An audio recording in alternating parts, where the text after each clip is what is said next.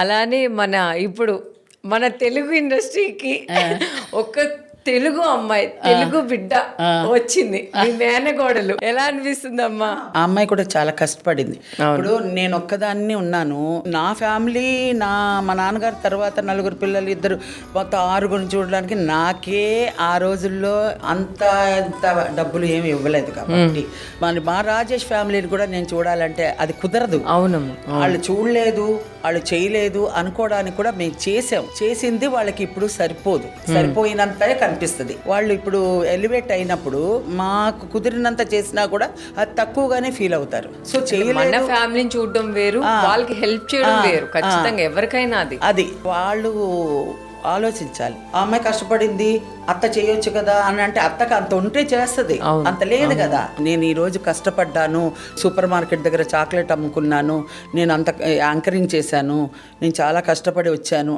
అందరు కష్టపడే వచ్చారు. ఎవరు కష్టపడకుండా ఎవరు రారు ఈ ఇండస్ట్రీలో. అందరూ ఫస్ట్ మెట్టు నుంచే 10వ మెట్టుకి ఎక్కుతారు. ఎవరు ఒకటేసారి 10వ మెట్టుకి ఎక్కరు.